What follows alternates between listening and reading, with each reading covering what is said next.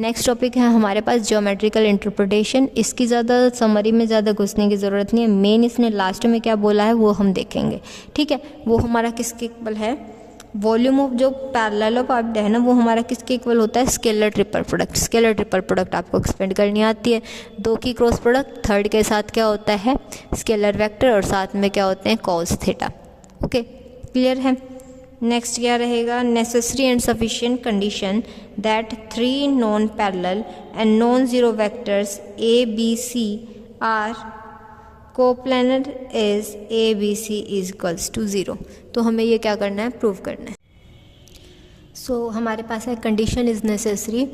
क्या होगा, एक चीज़ को लेके चलेंगे और दूसरी को प्रूव कर देंगे। क्या करेंगे, यहाँ पे वेक्टर्स को कोप्लानर मान के चलेंगे और स्केलर ट्रिपल प्रोडक्ट को इक्वल 0 पुट कर देंगे, और एक बार स्केलर ट्रिपल प्रोडक्ट को इक्वल मान के चलेंगे 0 के इक्वल, तो और वहाँ से जो आपके सभी वेक्टर्स हैं वो क्या हो जाएंगे कोप्लानर। तो हमें ये प्रूव करना है। फर्स्ट पार्ट में हम मान के चल पड़े कि जो वेक्टर्स हैं ना आपके गिवन वेक्टर्स वो क्या हैं, कोप्लानर हैं।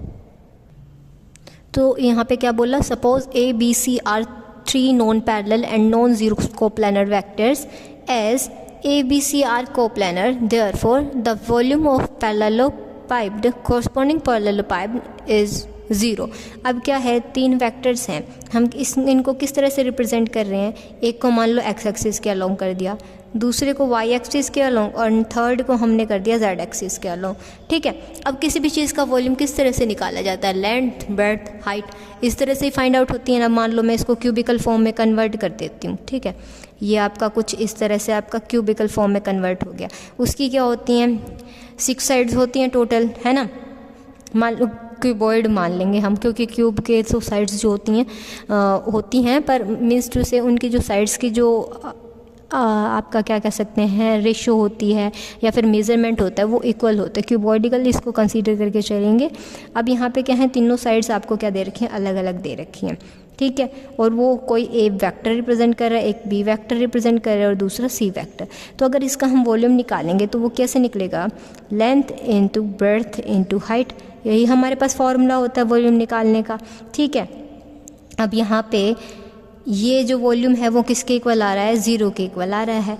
अगर वॉल्यूम 0 है, हमने पढ़ा था इससे पहले ज्योमेट्रिकल इंटरप्रिटेशन में, वॉल्यूम ऑफ पैरेललोपाइड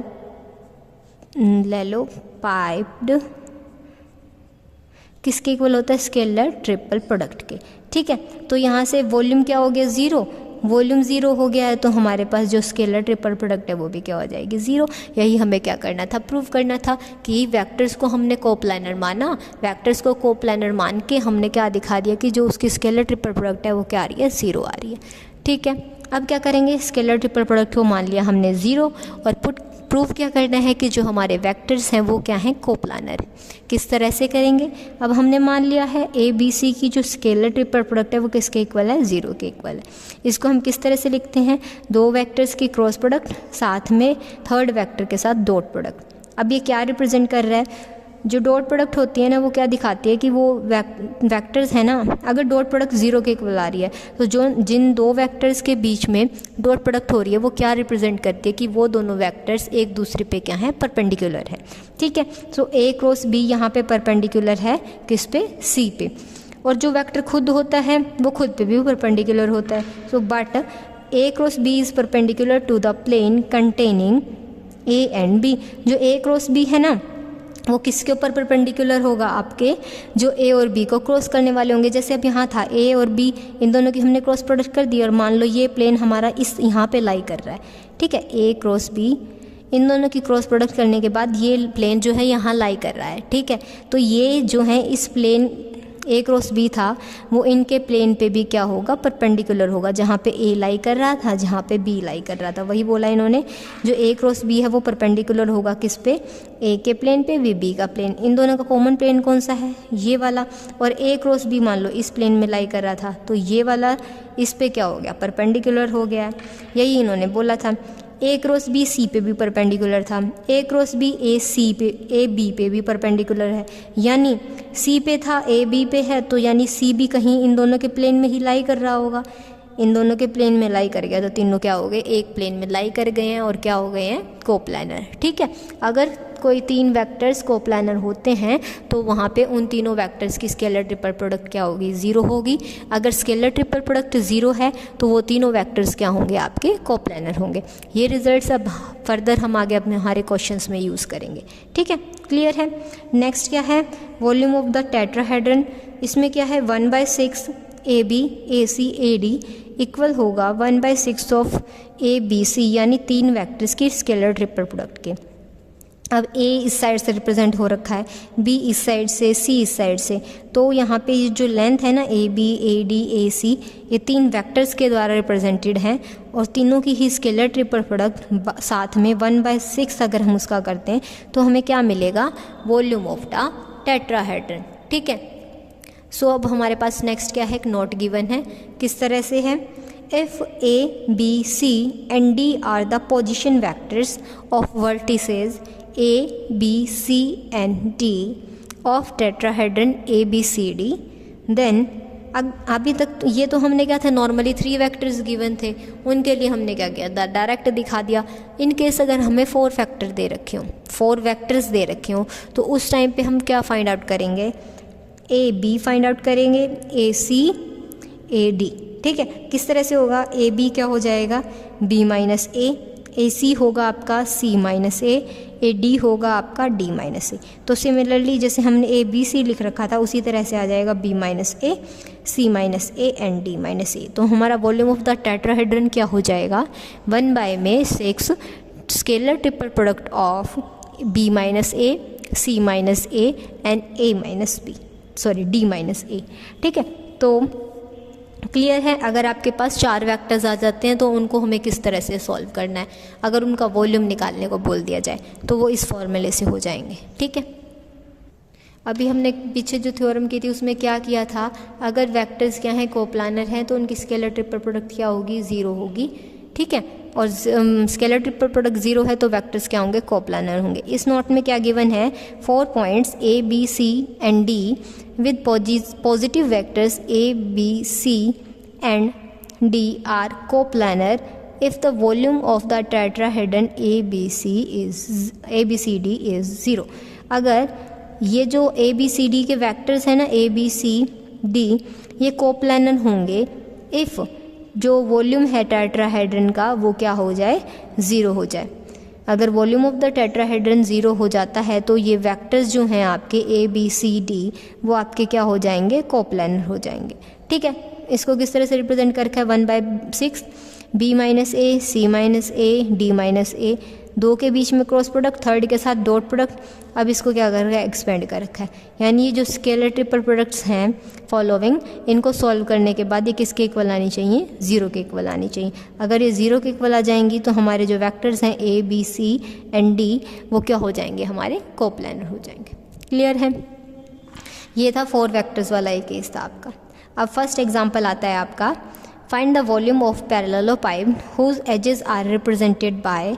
उसकी एजेस किस तरह से रिप्रेजेंट कर रखी हैं यहाँ, ए वेक्टर इक्वल है 2i cap minus 3j cap plus 4k cap, B vector equal है i cap plus 2j cap minus k cap, साथ में क्या है, c वेक्टर है 3i cap minus j cap plus 2k cap, ठीक है। ये 3 वेक्टर्स दे रखे हैं। अब हमें पता है, हमने अभी रिजल्ट पढ़ा था कि जो वॉल्यूम ऑफ द पैरेललोपाइड होता है वो किसके इक्वल होता है, scalar triple product of the 3 given factors. यहाँ 3 थे तो हमने डायरेक्ट लिख दिया ए बी सी की स्केलर ट्रिपल प्रोडक्ट के इक्वल होता है। अब स्केलर ट्रिपल प्रोडक्ट हम किस तरह से रिप्रेजेंट करते हैं, डिटर्मिनेंट होता है फर्स्ट वेक्टर यानी ए वेक्टर के कंपोनेंट्स का, 2 है माइनस 3 है 4 है, देन मिडल में है हमारे पास बी वेक्टर, सो बी वेक्टर के कंपोनेंट आएंगे 1 2 -1, देन सी है, सी के कंपोनेंट 3 -1 एंड 2, तो यहाँ पे वैल्यू सब्स्टिट्यूट कर देंगे। अब हमें पता है डिटर्मिनेंट को किस तरह से एक्सपेंड किया जाता है। अब मान लो हम फर्स्ट रो के अकॉर्डिंग कर रहे हैं तो 2 को छोड़ेंगे यहाँ से, 2 × 2 4, 1 -1 क्या हो जाएगा +1, बट साइन होता है बीच में -1 का, जिसको छोड़ा था वो बाहर आ जाएगा और 4 - में 1। यहाँ पे क्या होगा, नेक्स्ट में आपके पास नेगेटिव साइन आता है, बट माइनस यहाँ पे -3 था, माइनस साइन आना था, माइनस क्या हो गया, प्लस हो गया। अब इन दोनों रोज़ को छोड़ के जिस वेक्टर के अलोंग निकालते हैं ना, उसी वेक्टर का कॉलम और उसी वेक्टर की रो को छोड़ के बाकी सभी एलिमेंट्स की क्या होती है, प्रोडक्ट होती है। ठीक है, सो 1 इंटू 2 2 आ गया, 3 इंटू -1 क्या हो गया -3, और बीच में माइनस साइन आता है, ये माइनस माइनस प्लस हो जाएगा। प्लस में क्या था, थर्ड एलिमेंट हो गया यहाँ पे। इन दोनों रोज़ को और कॉलम को छोड़ेंगे, यहाँ क्या बच गया, 1 इंटू -1 3 इंटू 2 -6 आ गया, क्योंकि बीच में क्या आता है हमारा नेगेटिव साइन आता है। तो इनको सॉल्व करने के बाद हमारे पास आया 6 प्लस में 15 -28। सब कुछ सॉल्व करके आंसर आया है -7। बट हमें पता है वॉल्यूम हो चाहे एरिया हो वो कभी भी नेगेटिव नहीं होते, इस वजह से जो हमारा वॉल्यूम है वो क्या आ गया, 7 क्यूबिक यूनिट्स न्यूमेरिकली। क्लियर है किस तरह से हमने फाइंड आउट किया, और फर्दर एग्जांपल्स हैं आपके आगे।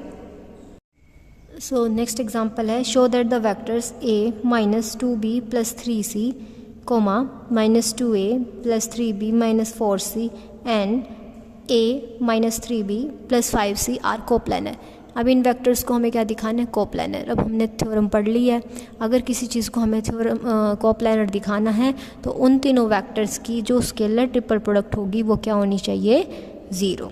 ठीक है, अब हमने क्या कर दिया, इन वेक्टर्स को, ये थोड़े लेंथी थे इसलिए हमने इसको, इस फर्स्ट को वेक्टर को दे दिया नाम p, सेकंड को वेक्टर q और थर्ड को वेक्टर r। ठीक है, अब क्या करना है, दो वेक्टर्स की क्रॉस प्रोडक्ट और थर्ड के साथ हमें क्या करनी है, डॉट प्रोडक्ट। तो फर्स्ट 2 की हमने क्या कर लिया, क्रॉस प्रोडक्ट किया लास्ट 2 की। आप चाहे a क्रॉस b कर लो, चाहे b क्रॉस c कर लो पहले, और दूसरे वाले के साथ क्या कर दो, डॉट प्रोडक्ट कर दो। It's upon to you. Okay, so यहाँ किया है लास्ट 2 वेक्टर्स की cross product, q cross r क्या है, -2a + 3b - 4c cross a -3b + 5c। First step में तो क्या किया, a के साथ -2a क्रॉस a, -2 और -3 + 3 प्लस हो गया, 2 3 जा 6 हो जाएगा, a क्रॉस b था। नेक्स्ट क्या है, -2 और +5 तो -10 हो जाएगा, a क्रॉस c। नेक्स्ट क्या है टर्म, 3b इंटू में a, 3 into b cross a। Next term है हमारे पास 3 इंटू में -3b, तो वहाँ क्या आ जाएगा, -9 b क्रॉस b। देन हो जाएगा -4 into c, -4c cross a। इसके साथ प्रोडक्ट होगी तो क्या हो जाएगा, प्लस में 12 c क्रॉस b, फिर क्या होगा -20 c क्रॉस c। अब जो सेम वेक्टर्स है ना, a क्रॉस a है, जैसे b क्रॉस b है, c क्रॉस c है, सेम वेक्टर्स हैं, सेम वेक्टर्स के बीच में जो थीटा होता है ना वो क्या होता है, 0। अब क्रॉस प्रोडक्ट में क्या आता है, साइन थीटा आता है। साइन थीटा यानी थीटा 0 है तो साइन हमें क्या वैल्यू दे देगा, 0। इस वजह से यहाँ पे क्या होता है, जो a क्रॉस यानी सेम वेक्टर्स की क्रॉस प्रोडक्ट होती है वो किसके इक्वल होती है, 0 के इक्वल होती है। ठीक है, सो यहाँ क्या किया, q क्रॉस r किया, यहाँ मल्टीप्लाई करने पे ये आ गया हमारा 2 into a cross a plus में 2 into 3 a cross b -25 dr -2.5 d cross c plus में 3 डॉट b क्रॉस a। ठीक है, अब यहाँ से ये तो क्या हो जाएगी टर्म 0, जो सेम वाली है उन टर्म्स को हम क्या कर देंगे, 0 कर देंगे।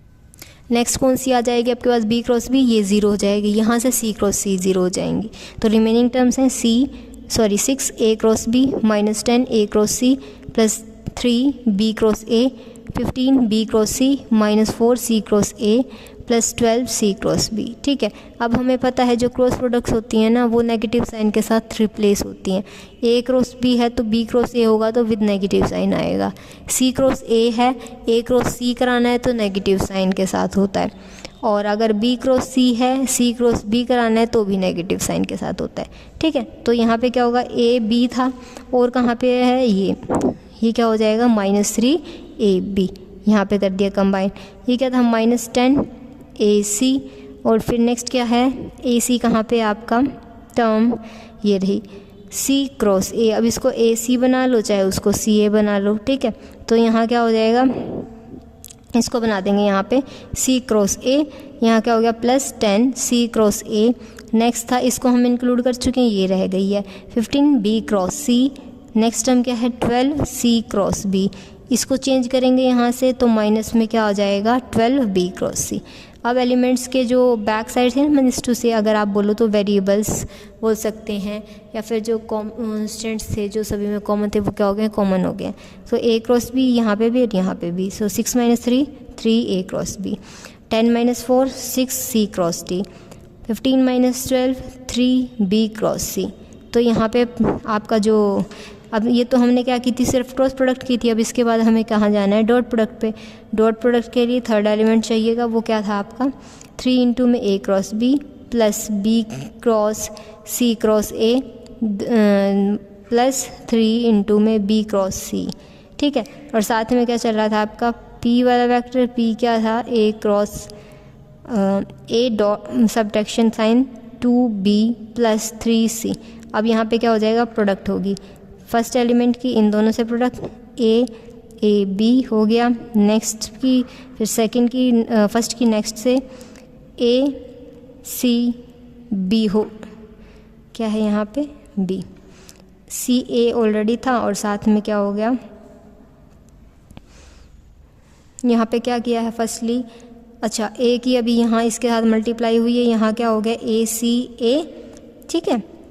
नेक्स्ट क्या है a की इसी से मल्टीप्लाई हुई है प्लस में 3ab c हो गया, फिर क्या हुई है 2b की मल्टीप्लाई कर रहे हैं, अब -2 और 3 क्या हो जाएगा -6, b था ab ऑलरेडी था b हो गया, फिर क्या है -2 की प्लस 6 के साथ -12 b के साथ हो रही थी तो bca हो गया, फिर क्या है -2 की प्लस 3 के साथ -6 bbc हो गया, फिर क्या है 3c की इसके साथ करेंगे क्या हो जाएगा प्लस का 9 cab होगा, इसकी फिर इस नेक्स्ट टर्म से यहाँ क्या हो जाएगा 18 cca, 3 की 3 से 9 c था यहाँ भी bc था तो यहाँ हो गया cbc। अब ये हैं स्केलर ट्रिपल प्रोडक्ट्स की ब्रैकेट्स, इसमें जहाँ पे भी आपको एक एलिमेंट एक से ज़्यादा बार रिपीट हो रहा हो वो टर्म्स क्या हो जाएंगी 0। जैसे यहाँ था, यहाँ रिपीटिव है तो ये 0, यहाँ भी रिपीटिव है ये 0, ये रह जाएगी टर्म, यहाँ b रिपीट हो रहा है ये 0 हो जाएगी, यहाँ भी b रिपीट हो रहा है ये 0, तो यहाँ से -12 बच गया, यहाँ से 3cab ये बच गया, यहाँ रिपीट हो रही है ये 0, यहाँ ये रिपीट हो रही है ये 0, इसलिए 0 + 0 + 3abc -0 -12 bca -0 + 9 cab plus 0 0। First property जो होती है ना स्केलर ट्रिपल प्रोडक्ट की, वो हमें क्या कहती है, अगर हम इनका साइक्लिक ऑर्डर क्या कर दें, चेंज कर दें। जैसे यहाँ था ABC, यहाँ क्या हो गया BCA, फिर क्या हो गया CBA। अगर साइक्लिक ऑर्डर चेंज कर देते हैं तो डिस्क्रिमिनेंट में कोई चेंज नहीं आता है, यानी ABC लिख लो चाहे BCA लिख लो चाहे CAB लिख लो, ये वैल्यूज़ जो रहेंगी वो क्या रहेंगी, सेम रहेंगी। तो यहाँ पे ABC से ही हमने सबको क्या कर दिया, रिप्लेस कर दिया। सो हमारे पास नेक्स्ट टर्म किस तरह से आएगी, क्या हो गया 3abc -12abc + 9abc, -12 था ये दोनों प्लस की टर्म थी तो टोटल क्या हो गया 0। तो सभी वेक्टर्स यहाँ पे क्या हो गए हैं, कोप्लानर।